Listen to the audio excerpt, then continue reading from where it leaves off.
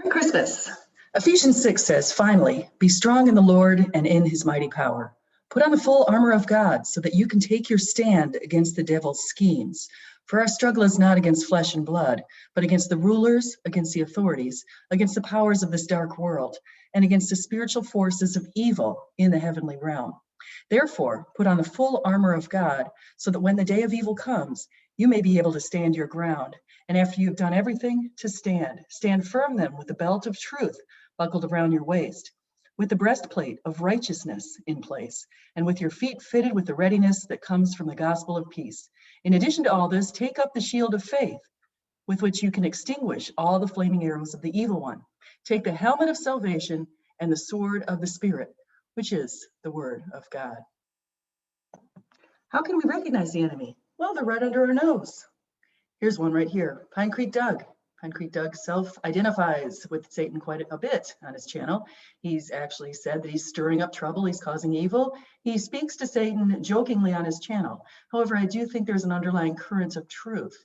So let's hear what his strategy is here on how to make an ex-Christian in 15 minutes. How did that happen so quickly? How did a Muslim leave Islam after 15 minutes? Again, this is rare, but it happens. Here's a comment from a recent video in which I was blasting away at Muhammad for being one of the sickest, most depraved men in history. I was a Muslim 15 minutes ago, but now I ain't. Why do some people leave Islam instantly while others take months or years? Yes, for me to leave Christianity took 5 years. The older you are, I think in general, the longer it takes. The younger you are, the shorter it takes. And the more key reasons you have, the longer it takes. And the fewer reasons you have, the shorter it takes. The key feature of someone who leaves Islam quickly seems to be that he has one main reason for believing in Islam, but he's never been given any solid evidence for that reason, so that once this one main reason is smashed to pieces with source after source after source right in front of his face, there's nothing else keeping him in Islam. And what street epistemology does is find out what that reason is by asking the person questions. What is the core reason you believe this stuff? And then after you found that core reason, then you can provide evidence after evidence after evidence to just, did you use the word crush? Crush Christianity with evidence in their face. And that's actually almost amusing, because one of the things that Doug does is he brings Christians onto his channel. Now, I've been on his channel before, and he tried to find out exactly why I believe what I do. And then he wanted me to come up with reasons why my spiritual experiences could have naturalistic explanations. Well, guess what? They don't. Sorry, that doesn't work. And so you can't get rid of that. That's one of the beautiful things about Christianity, is so many of us have had these spiritual experiences in which we've heard from Jesus in different ways and in different modes. And I think that's a pretty good thing. So what we're going to do is we're going to identify a few of Doug's strategies here in this video. We're going to talk about how to identify these sort of people who are just right under our noses. Unfortunately, Doug has attracted quite a following in his YouTube channel. And he's also attracted a bit of a following on Twitter. So he's created a name for himself as being someone who's the voice of street epistemology. And that's in the likes of people like Peter Boghossian and others. But what do you think is the underlying current with Doug? Let's take a look at a couple of his admissions next. And so that's what we're going to do. On the last video, you saw David Wood, by the way, who's a Christian. Here you see Darth Dawkins. Just one more quick thing. As though PineCreek doesn't know the gospel, you watch his YouTube videos. He knows the gospel. He knows precisely what the Bible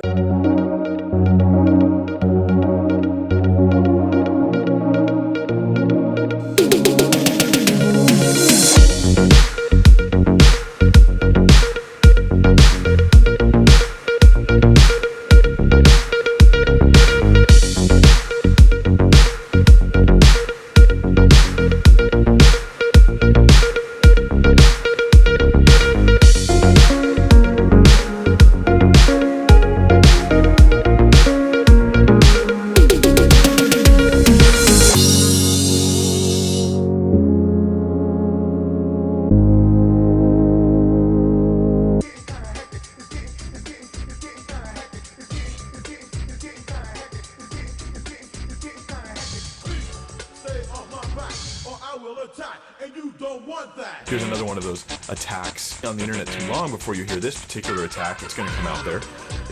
Atheism and modern day skepticism is full of wrong-headed but really effective attacks on the Bible. But this was the attack that was presented. This wrong-headed but powerful attack. I keep bringing up skeptical attacks. So that is PineCreek actually self-incriminating. Interesting stuff. I never know what I'm going to say when I do these live streams. I let the Spirit lead, and I often joke about me being under the power of Satan. First of all, let me know if the audio. I noticed last time the audio was going left to right a little bit. I think I solved that problem. But anyhow, let me know if everything's working fine.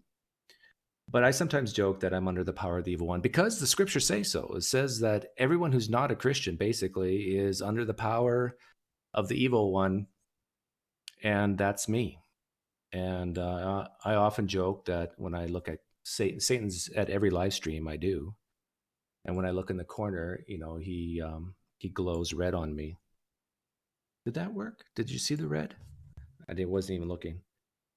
But what if it were true? What if I'm not joking? What if the reason why I'm so effective in what I do